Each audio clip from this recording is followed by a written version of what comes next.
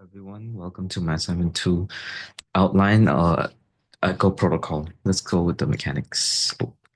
So this is a game that's based on a puzzle platform with time manipulation. There's clear game challenges where you have to escape a collapsing digital simulation, and there are small challenges around the way we're getting stars like time limits and collecting optional data nodes.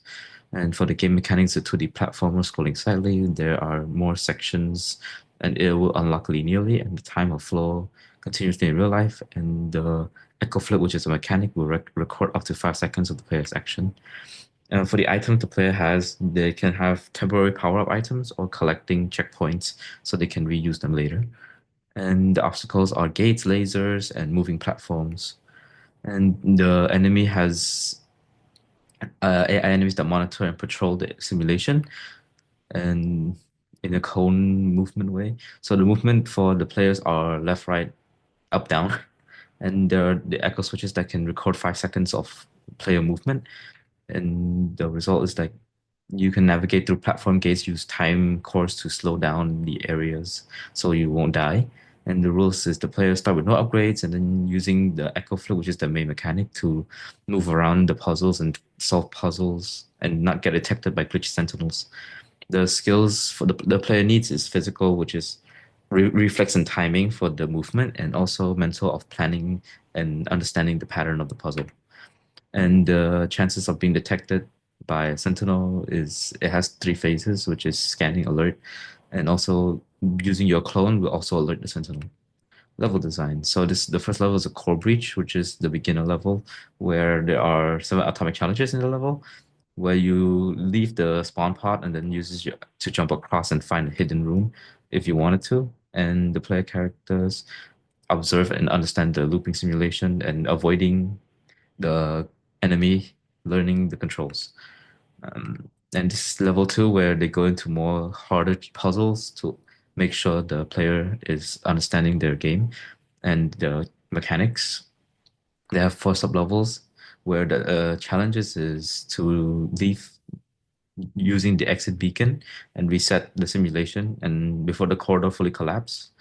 And there are landmarks in the game where there's a fragment core located in the lower fragment chamber, and there are red warning lights along the corridor at the maze to show danger, and a white orb to mark a hidden room.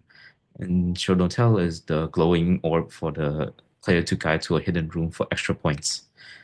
Mm. And let's go to the actions and rules.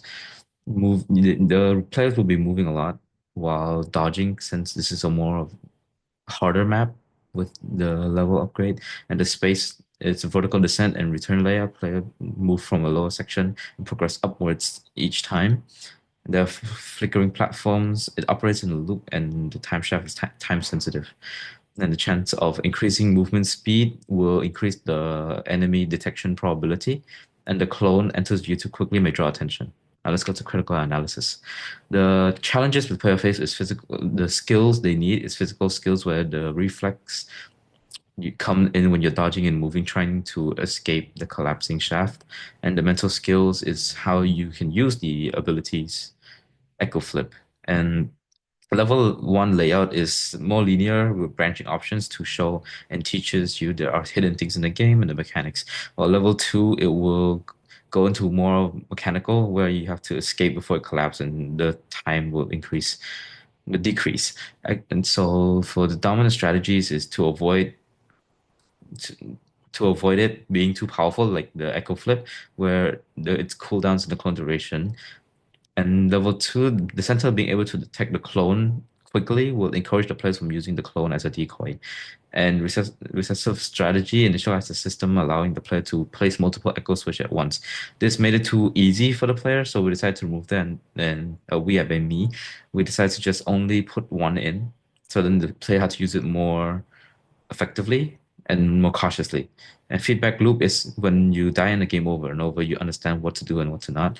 So then there are no like return checkpoints in the beginning, so you can understand and encourage to match the mastery of the abilities. And the difficulty flow, level 1, introduce the simple room, you can understand it easily. Level 2, increase the difficulty, multi-step echo puzzles. The relative difficulty given, there's multiple ways to solve each puzzles, and it's how you time it perfectly with the sentinels and distracting them easily and mastering the flicker timing with the platforms. Perceived difficulty is the observation and planning, how you would pass this area, and checkpoints also help reduce frustration when you're failing. And its game stealth action, the game fits within the stealth action with the glitch sentinels and avoiding line of sight, and the puzzles, logic-driven echo puzzles, unlocking pathways with triggering them with clones. That's it. Thank you.